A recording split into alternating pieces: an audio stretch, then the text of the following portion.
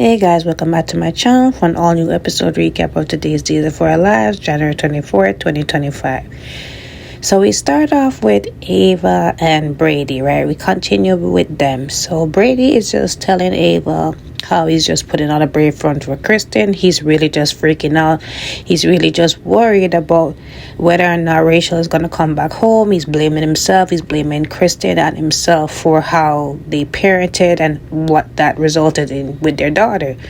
So he's just hoping that, she will come back, and Ava's just there to comfort him, and she's blaming herself because she feels like she's partly responsible for Rachel running from home. And he said, don't blame yourself. Even Kristen realize that it's not your fault, and we're just on the edge. We're just frustrated with how we're not getting any feedback, any updates on whether or not they found her daughter or not. So anyways, it turned out to be a conversation about Ava's past, and she remembers how she ran away from home at Rachel's age, and she ran away because of domestic violence that was happening in her home between her father and her mother. And her father would beat on her mother a lot, so she ran away to prove a point, like what Rachel is doing. So she said she did eventually come back, and turns out that her father beat her mother even worse because of that. So it didn't really solve anything. And then she said that eventually got too much, where it ended up in something much worse for her mom. So she's sorry that it was a sob story. She was just trying to get his mind off of what's happening, and that Rachel will definitely come home. So he said that he really hopes so, and he knows that when she does come back, he's gonna sit her down and say that, look, me and your mom is not getting back together, and we have to just find a way around it, right? So he leaves and goes take a shower, really get himself together. So going on to Kristen, and Kristen is about to search the place again. She tries to go in the tunnels, and EJ comes in just in time to steer away, and she's saying, like, why can't I search the tunnel? And he says, I already searched the tunnel down there and nothing is down there. Rachel's not there. I searched everywhere for her. She's not there. So he did slip up and say, like, trying to say Rafe, but then he just caught himself and say Rachel. And I don't know if Kristen didn't really caught that, because at this point she's just really out of it.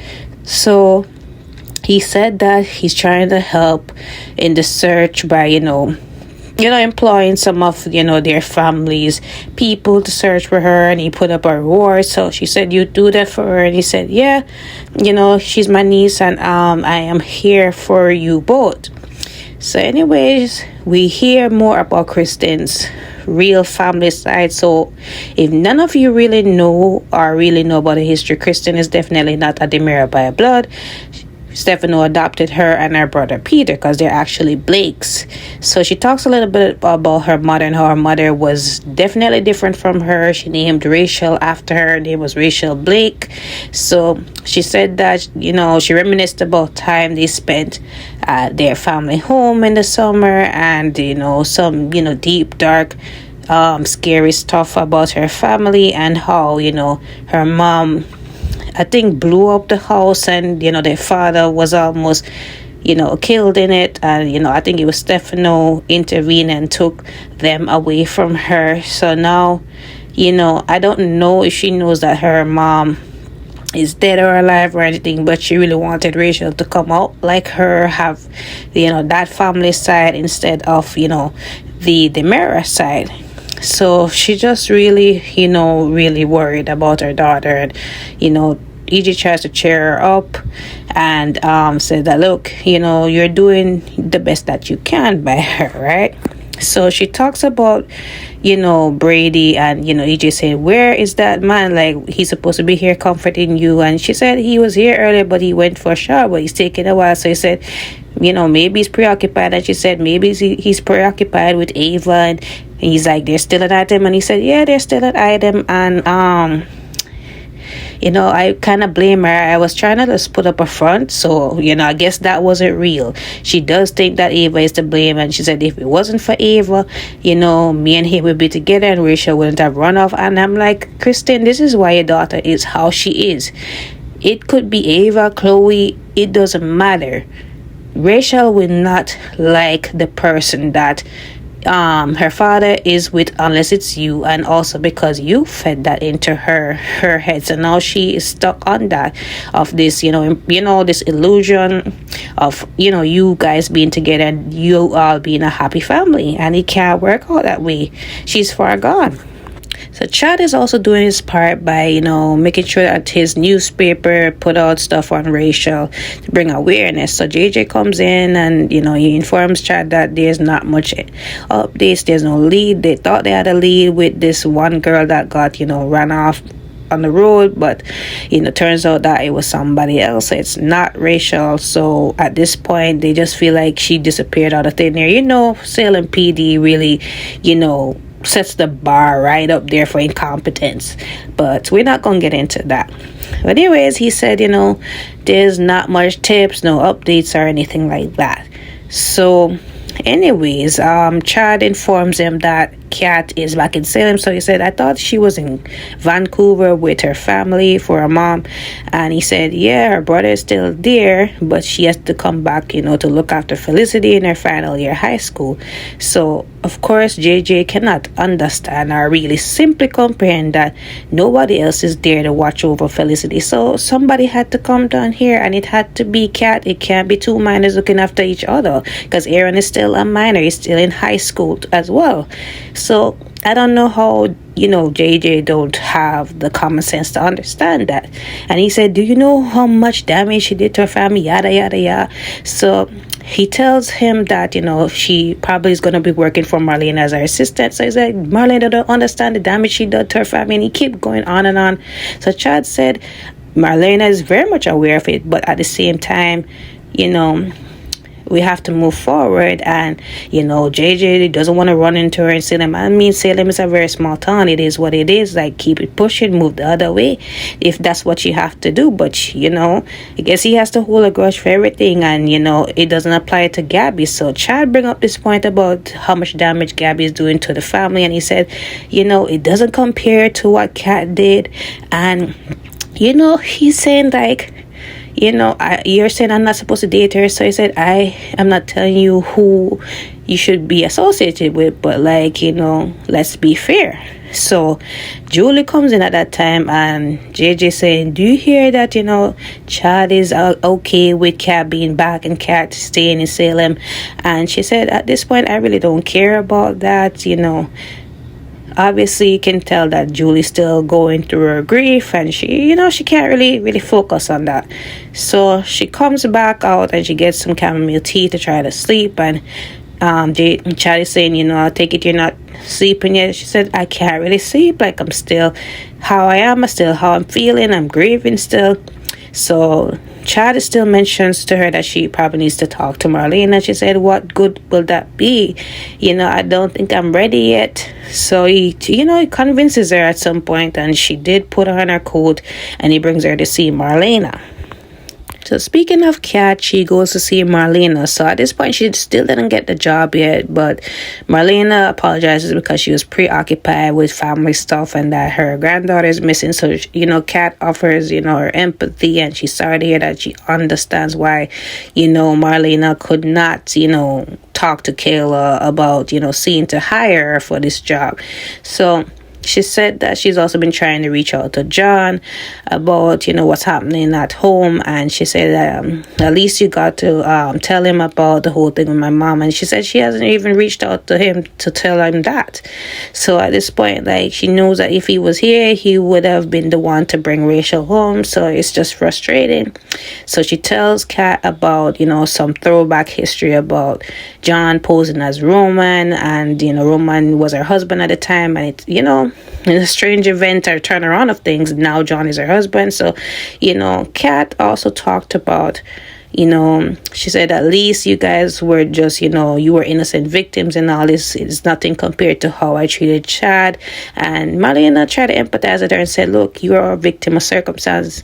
Clyde had you at a certain position. It's like, you had no choice. And she said, but I still broke Chad's heart, and I feel bad for it. And now I don't think we can move past that. And I do have feelings for him, but, I have to swallow that because, he doesn't feel the same way, and I don't expect it to change.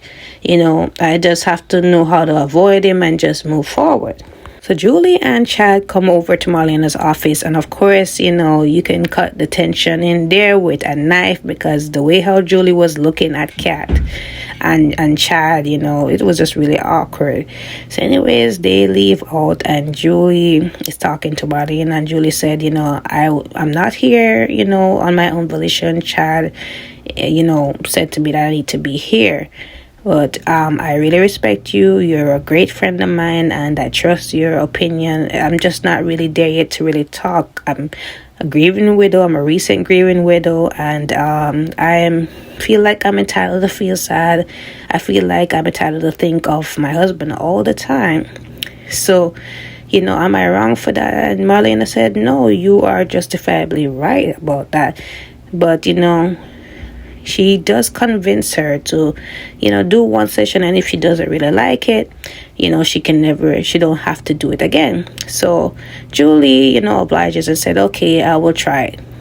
So anyways, Kat and Chad goes out, and, Kat again feels bad that, she made things awkward with Julie earlier, and Chad said, no, it's not your fault. I should have really, understood that you'd have gotten the job already, and briefed Julie on that. So she said, I haven't gotten the job yet.